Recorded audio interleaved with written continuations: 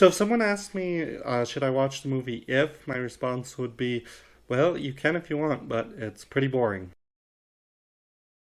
Welcome to Interamerica, New Mexico, the channel where we look at things of wonder from the perspectives of faith and reason, philosophy and theology. I'm your host, Daniel Kelly, and today we're looking at more of the wonders of the culture and the recent movie that Paramount Plus has out on a streaming service, the movie If. So let's start with a quick plot summary. It's going to be, this whole video is going to be mostly spoiler free. I'm not going to spoil what could be like the one big twist in the movie, not going to talk about that, but there are going to be some slight spoilers. I think this is going to be my most spoiler free video because frankly there's not much spoil, but if you want to stay completely spoiler free, just go watch the movie, go watch it for yourself. An outline of the story is basically there's a young girl who's lost her mom.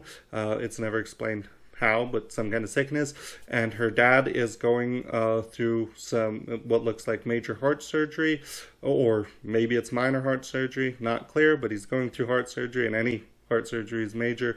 To cope with this, she kind of has a disconnect from reality, and that's it. That's the story. That's literally all there is to the story. There's a bunch of threads that seem like they're going to be stories, but they're not. For example, it starts off with that she wants to just be all grown up to deal with these crises in her life. She's not going to be a child, going to be a child. But then very early in the movie, she's just like, oh yeah, I will be a child again. Yeah, I'm a child. Okay. There's no big event that precipitates that. She's just like, okay, actually, yeah, I still do need to be a child, even though there's these crises going on. And again, there's a storyline that seems to be that she has this mission to find homes for these imaginary friends that aren't wanted anymore. Their children have grown up, and so she's supposed to find them new children, and that looks like that's going to be the storyline. But again, just for no reason, it's like, no, actually, we're not going to do that. They set up that that's going to be the storyline of this movie, and then they're just like, again, oh, no, we're not going to do that. So everything that seems like it's going to be a story is just like, no, there's no reason it switches. Like, no, we're just not going to do it that way. So there's no big overarching storyline that you can kind of get into with this story. It's just there's a little girl has some crises in her life, and she kind of disconnects from reality to deal with them. And I'm being really, that makes it sound way more interesting than it is. And that's the thing. Overall theme of this movie is they didn't seem to have an overall thesis, and because of that, it's a little bit boring. I want to start off first with the reason most people who watch this channel want my evaluation of a movie is are there any major problems for a Christian to watch it? And I want to start with the major problem. The major problem is that this whole story revolves around this little girl exploring stuff. Well, her dad's in the hospital and her grandma's not watching her. Her grandma's not really present, so she's kind of on her own in New York City. And she meets this guy, played by Ryan Reynolds, that takes her around New York City, takes her to his apartment and stuff. And wow, how did that in the modern day and age, how did that ever come about? That's obviously such a bad situation. You can't just wander off with random people. You don't want your kids to think that it's okay that, oh, I just met this guy. Literally how she meets him is he's sneaking into another little girl's bedroom. So yeah, you don't want your kids thinking that that's okay. And the twist at the end sort of is supposed to deal with this problem, but 99% of the movie, that's what's happening, is she's wandering around with this older man, and the twist that's supposed to solve it is blink and you could miss it.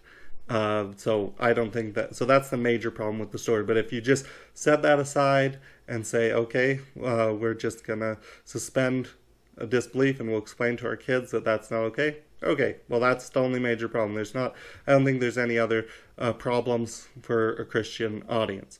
Having said that, I want to say the things I like about this movie. The first thing that I like about it is all the actors are really, really good.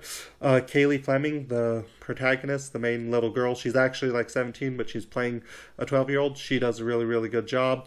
Ryan Reynolds, of course, I always love watching him. He's a very good actor. And John Krasinski, he is very good as well. They all do good performance, really like what they do. I like that there's a scene where she's talking to her dad about all these difficult things are happening, and he's just trying to be very upbeat, very silly. He's supposed to be goofbally, and she's like, no, but hard things actually do happen and stuff, and the movie doesn't try to get out of it any easy way. That you should hold on to your childlike nature, but there are going to be bad things that happen too, and there's no easy solution. I like that the dad is honest with her, that there's no easy solution, but you still have to look for the good, and that's a super good scene. I like how a lot of this movie is very contemplative in that there's no dialogue or anything. It's just a musical scores with her wandering around thinking about stuff. You don't know what she's thinking. She's just thinking because she's having a hard time, and it doesn't try to dig into that. It just shows you her wandering around with musical scores. I love that. Does it do it too much so that the movie's a little bit boring? Yeah, but I think that's a very effective plot device that, when used well, could be really, really awesome, and I'd like to see more movies using it in this way. If I'm being super duper generous to this movie, I could say that its theme of you have to keep that childlike joy and wonder in your soul. I guess that's supposed to be the theme. I'm not sure at all. But if I'm being really generous, that's good. I like that. I like, if I'm being really generous, that the imaginary friends that she meets, that's why it's called Imaginary Friends, haha. If I'm being really generous, looking through a Christian lens, that could be these people's guardian angels speaking to them through their imagination. We know the main way angels interact with us is through our imagination. So maybe those could be the guardian angels trying to remind them of good things in their life, which that's good. And why would guardian angels do that? Because if you remember the good things in your life, that will lead you to the good, which is God. So if I'm being generous, trying to put a Christian interpretation of this there.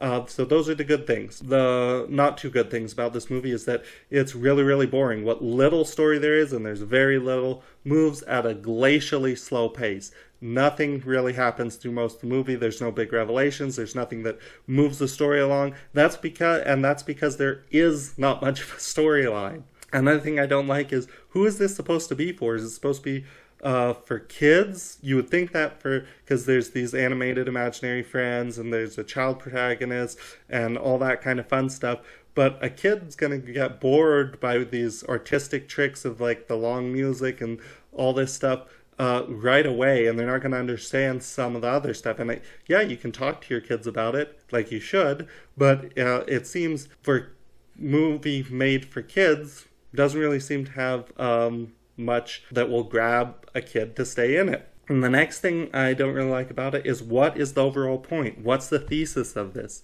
I kept trying to find one. I kept trying to say, okay, what is this movie trying to say? And what it's trying to say overall is nothing. Doesn't have much to say. And that's a really, really bad thing. Every story has to have something it's trying to tell you, or it's not a story worth telling. Every paper you write has to have a thesis, and they really should have written some thesis to point towards. So overall, If is an interesting movie, has some interesting things, but I don't recommend it. Just not because it has any really bad things against Christianity, but just because it's not a very good story. I hope that was helpful to you. You have a good day. God bless.